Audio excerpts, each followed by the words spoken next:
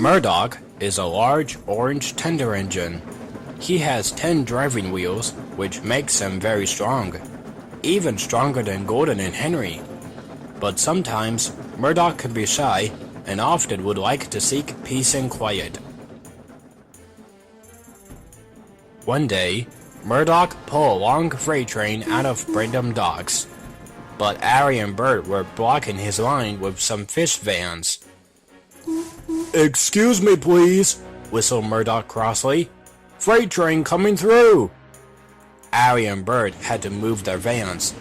They were annoyed with being oiled around by a steam engine. "You steam engines are old and clapped out," grumbled Arry. "When Sir Topham Hatt realizes this, you and all your steam friends will be scrapped," huffed Bert. "Scrapped? Pah!" Murdoch retorted. "I'm one of the strongest locomotives on Sir Topham Hatt's railway. He'd never do that to someone like me." And he steamed proudly out of the docks. Soon, Murdoch was out on the main line. It was slightly noisy, but Murdoch didn't mind that one bit. It was a splendid day.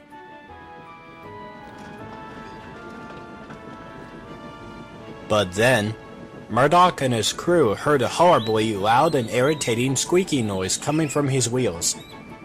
Murdoch quickly became concerned, as squeaking wheels meant one thing. Something was wrong about his condition. In fact, Murdoch became so worried about his wheels that he forgot that Sir Topham Hatt would never scrap a steam engine, especially one that had 10 drive wheels. "What if Arry and Bert are right?" Murdoch said. "What if Sir Topham Hatt takes me out of service?"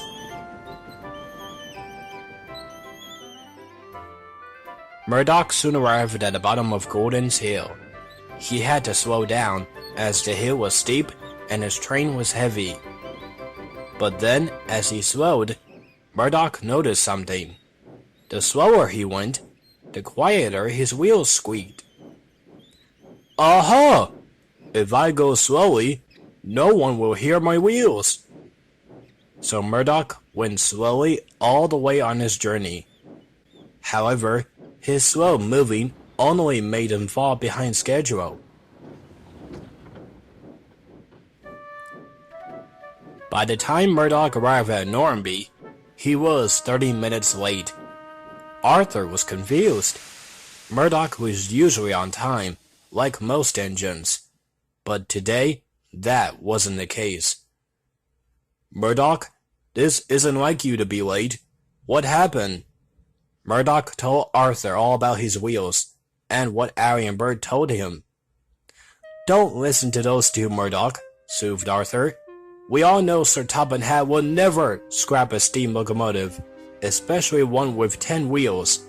Why don't you just tell him about your problem?"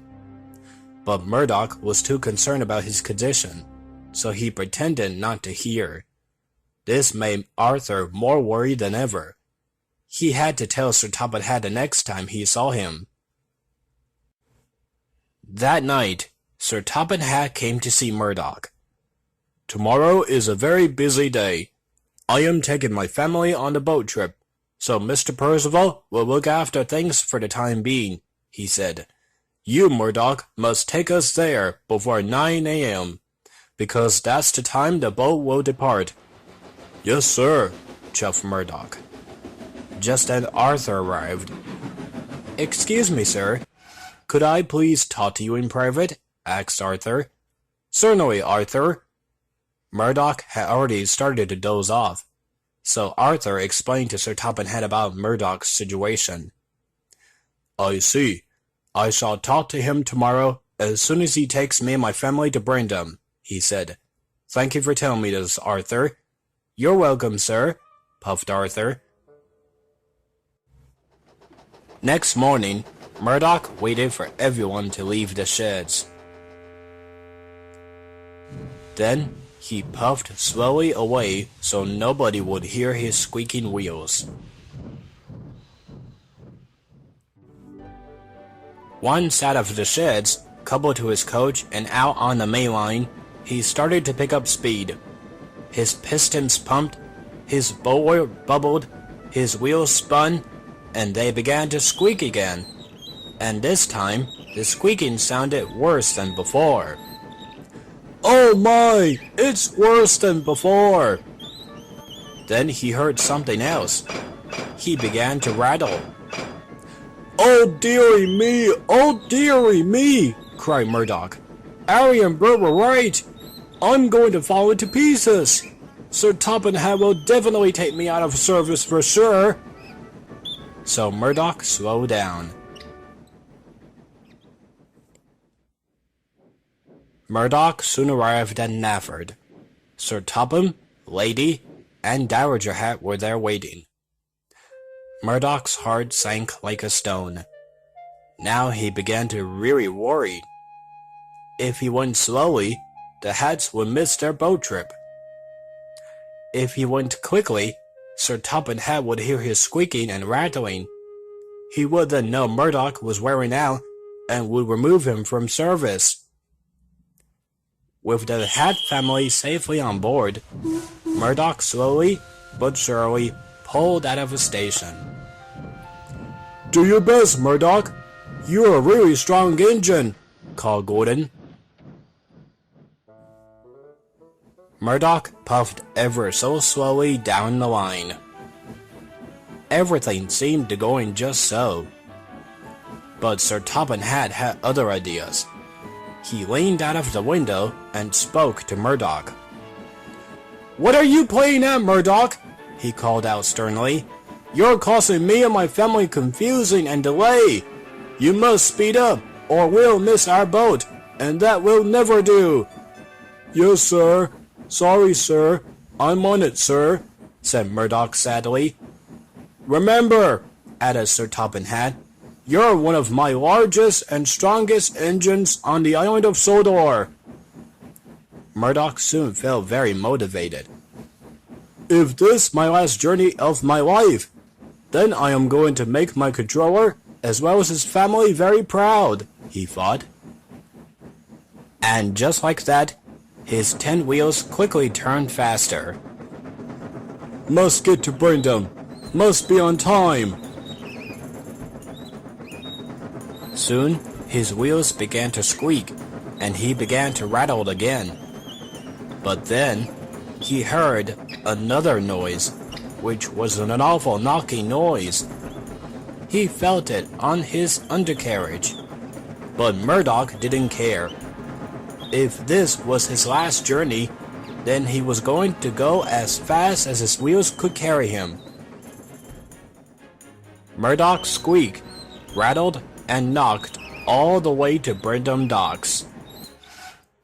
Salty was surprised. He had never seen nor heard an engine make so much noise. "Sounds like another steam engine ready for the scrap heap," sneered Arry. "Yeah," chuckled Bert. Arthur and Sir Topham Hatt glared at the diesels, but Murdoch ignored them. He had made it just in time, and the Hats could catch their boat.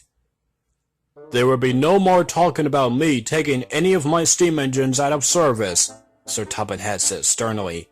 "Next time, you two will be staying in your sheds until I can trust you to." "Yes, sir. Sorry, sir. Sorry, Murdoch." Murdoch just smiled. "Splendid work, Murdoch," Dowager Hatt said proudly. "But oh my, that was quite a lot of noise you've been making." "Why haven't you asked my husband to send you to be repaired?" asked Lady Hatt. Murdoch explained everything to the Hats. "Murdoch, you are a very strong engine, but you can worry at times," said Sir Topham Hatt. "You shouldn't believe in rumors about me taking engines out of service, especially one with 10 drive wheels." "I told Sir Topham Hatt about your problem last night while you're sleeping," Arthur added. "I'm just looking out for a friend." "You're welcome." "Thank you, Arthur," smiled Murdoch. "You were right about everything."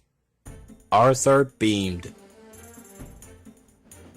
Later that day, while the Hats were taking their boat trip, Arthur took Murdoch to the works to be fixed.